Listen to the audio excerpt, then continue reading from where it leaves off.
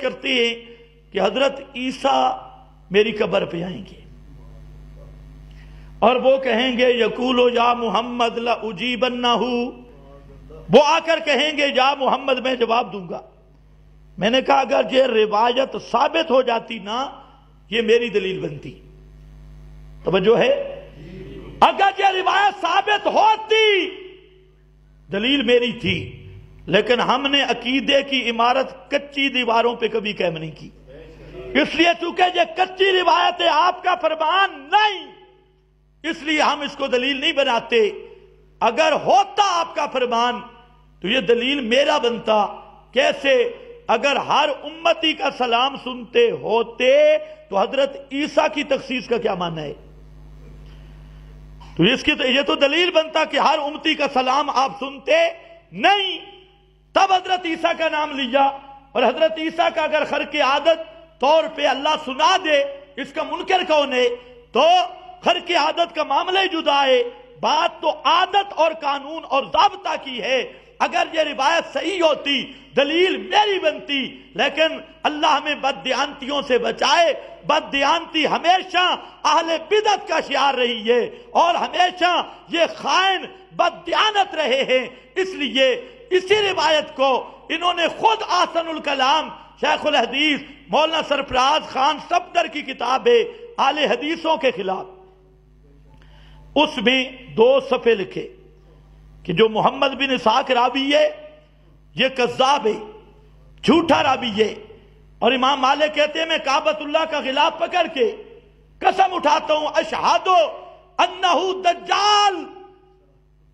امام مالک جیسا امام کہتا ہے، کعبہ کا غلاف پکڑ کے کہتا ہوں میں گواہی دیتا ہوں کہ یہ بہت بڑے دجال ہیں۔ دجال سمجھتے ہو کہ نہیں؟ کون ہے؟ کون ہے؟ اونچے بولو کون ہے؟ اور جو دجال سے روایتیں لے وہ دجالی مذہب کا ہوگا یا نہیں؟ ان کو آئندہ کہو یہ دجالی فتنہ ہے، یہ دجالی فتنہ۔ اشہد انہ دجال، امام مالک کی بات ہے، مولوی خضر کو گالیاں جو مرضی نکالو، اور ہم نے گالیاں بھی معاف کی، لیکن خدا کے لیے تم بددیانتی چھوڑ دو۔ ہماری ان معروضات پہ توجہ کرو، ہمیں لاکھ گالیاں دو، ہم نے وہ گالیاں بھی تمہیں معاف کر دی، لیکن رسول اللہ پہ جھوٹ نہ بولو، اللہ کے محبوب پہ جھوٹ نہ بولو، قرآن کا انکار نہ کرو۔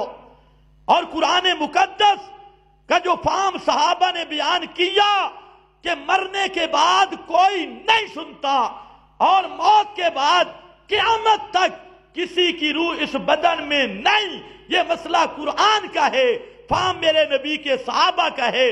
خدا واسطے ہمیں جو مرضی کہتے رہو، لیکن قرآن کے منکر نہ رہو اور پیغمبر کے بے ادب اور پیغمبر پہ جھوٹ بولنے والے نہ بنو۔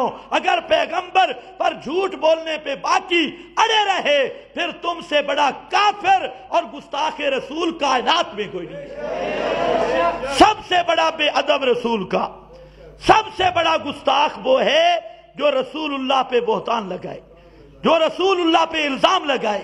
اور ان للڑ دجالیوں سے بڑا دجال اس لیے دنیا میں کوئی نہیں کہ یہ جان بوجھ کر اللہ کے رسول پہ جھوٹ بولتے ہیں، مسئلہ معلوم ہونے کے باوجود یہ کذاب رسول اللہ کو بھی معاف نہیں کرتے۔ اللہ کے رسول پہ جو جھوٹ بولتا ہے وہ گستاخ اور بے ادب رسول کا ہے، اس لیے ہم کہتے ہیں تم سے بڑا پیغمبر کا گستاخ اس کائنات میں کوئی نہیں ہے۔ توجہ ہے؟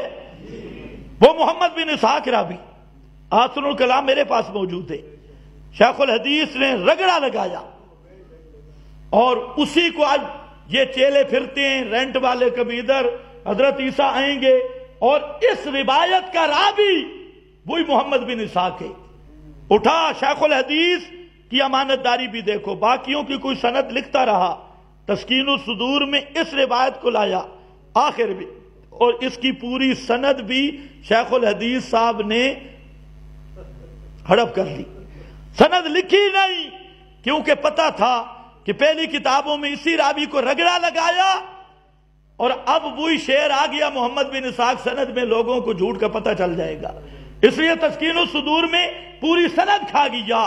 تو خلاصہ یہ ہے، میں انشاءاللہ اگلے جمعے پیسی کی تفصیل ہوگی، میں عرض کر رہا تھا اللہ ہمیں اپنے محبوب کا سچا متبع بنائے، اور پیغمبر کریم پر جھوٹ بولنے سے اللہ ہمیں محفوظ رکھے۔ اور یہ جو ملا دیدہ دلیری کر کے رسول اللہ پہ جھوٹ بولتے ہیں، اللہ ان کے شر سے ہمیں